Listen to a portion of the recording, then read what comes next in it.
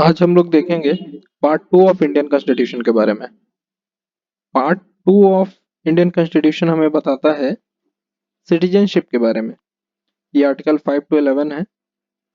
और सिटीजनशिप को अगर हम डिफाइन करें तो इसे कहेंगे a process to be a citizen of India और एनी टेरिटरी। अगर इंडियन कॉन्स्टिट्यूशन के सेंस में बात करें तो a process to be a citizen of India, या इन जनरल अगर हम सिटीजनशिप को डिफाइन करें तो यही होगा, process to attain the citizen, a process to be the citizen of any territory. लेकिन फिलहाल हम इंडियन कॉन्स्टिट्यूशन के सेंस में बात करेंगे तो यहाँ होगा a process to be the citizen of India और a process to attain civil and political right. यहाँ पे दो बातें आती हैं, सिविल और political right. Civil right mean to say fundamental rights, जिसके बारे में हम पार्ट 3 में देखेंगे। और political right like right to vote, best example है पॉलिटिकल राइट का। सिटीजनशिप का एक शॉर्ट डेफिनेशन यही है। इसके बाद हमारा आता है काइंड्स ऑफ सिटीजनशिप, कि सिटीजनशिप कितने प्रकार के होते हैं। सिटीजनशिप बेसिकली दो टाइप का होता है, एक सिंगल सिटीजनशिप, एक डुअल सिटीजनशिप।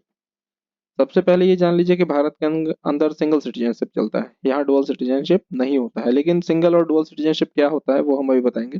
सिंगल सिटीजनशिप में होता है कि आप भारत के अंदर किसी भी स्टेट में रहें, आपका नेशनैलिटी इंडियन है, आप सिटीजन ऑफ इंडिया है।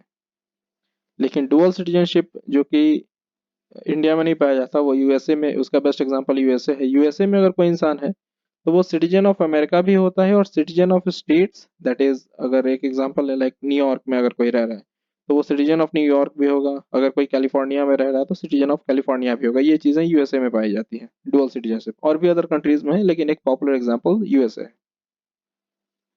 सिंगल सिटीजनशिप के ऊपर एक बहुत इंपॉर्टेंट केस है, वो है Pradeep Jain versus union of India, AIR 1984 SC 1420। ये इसका साइटेशन है।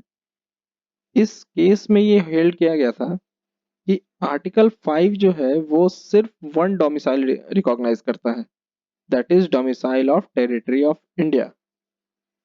आर्टिकल 5 में अगर आप देखेंगे तो हर जगह वर्ड इंडिया यूज किया गया है या टेरिटरी ऑफ इंडिया यूज किया गया है, कहीं भी स्टेट्स का जिक्र नहीं है।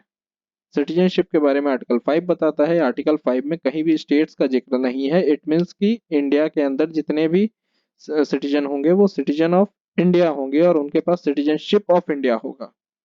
जो राइट है उनका वो सिटीजनशिप ऑफ इंडिया का होगा, स्टेट्स का कोई राइट नहीं होगा। लेकिन इस केस में डोमिसाइल वर्ड यूज किया गया है। डोमिसाइल वर्ड से कंफ्यूज नहीं करेंगे। जैसे स्टेट्स में डोमिसाइल सर्टिफिकेट बनता है वो रिजर्वेशन पॉइंट ऑफ व्यू से उसे बनाया जाता है, उसका यहाँ सिटीजनशिप से कोई लेना देना नहीं है। स्टेट्स के जो कोई एक पर्टिकुलर स्टेट के इंडिविजुअल होते हैं उनका अपना कुछ एक स्पेशल प्रेफरेंस दिया गया है, उस प्रेफरेंस को बाइफरकेट करने के लिए डोमिसाइल सर्टिफिकेट बनता है। लेकिन डोमिसाइल सर्टिफिकेट का सिटीजनशिप से कोई लेना देना नहीं है, इन दोनों चीजों को मिक्स नहीं करेंगे। अब आगे हम देखते हैं कि आर्टिकल्स में क्या कुछ है। तो इसमें आर्टिकल 9, आर्टिकल 5 to 11 जो है वो टोटल 9 आर्टिकल्स है इस पार्ट में। आर्टिकल 5 सबसे पहले हमें बताता है कि क्या कुछ क्राइटेरिया होना चाहिए to be the citizen of India. Bharat का सिटीजन सिटीजन होने के लिए क्या क्राइटेरिया होना चाहिए at the time of commencement of constitution, मतलब जिस वक्त कॉन्स्टिट्यूशन हमारा लागू हुआ था उस वक्त भारत का नागरिक बनने के लिए क्या कुछ क्राइटेरिया होना चाहिए था, इसके बारे में हम हमारे आर्टिकल 5 में बताया गया है। आर्टिकल 6 में अगर हम देखें तो आर्टिकल 6 बताता है right of citizenship for those who migrated from Pakistan to India. वैसे लोग जो पाकिस्तान से इंडिया में आ गए हैं उनका राइट ऑफ सिटीजनशिप किस तरीके से डिसाइड होगा, इसका जिक्र आर्टिकल 6 में किया गया है। आर्टिकल 7 हमारा बताता है right of citizenship for certain migrants from Pakistan to India. Certain migrants mean to say कि कुछ एक कंडीशन है कि अगर बाकी अगर हम डिटेल की बात करें इन सारे आर्टिकल्स में क्या कुछ कंडीशन डाला गया है तो वो हम जब separate article to article video बनाएंगे उसमें आपको ये चीज़ें मिल जाएंगी।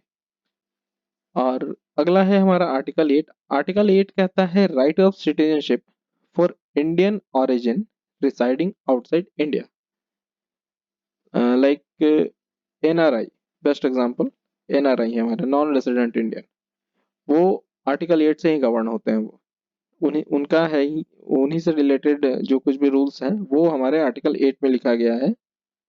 और अगला है आर्टिकल 9। इसमें है पर्सन इंडियन सिटीजन नहीं होंगे जो भारत के बाहर किसी और स्टेट में या किसी और कंट्री में वॉलंटरली वहां के सिटीजनशिप को ऑप्ट कर चुके हैं। लाइक अगर कोई इंडियन सिटीजन अमेरिका जाता है और अमेरिका में अपना सिटीजनशिप रजिस्टर करवा लेता है या वहां का सिटीजन वो बन जाता है वॉलंटरली अपनी इच्छा से, जिस दिन उसे उस देश की सिटीजनशिप मिलेगी उसी दिन वो भारत का सिटीजन नहीं रहेगा।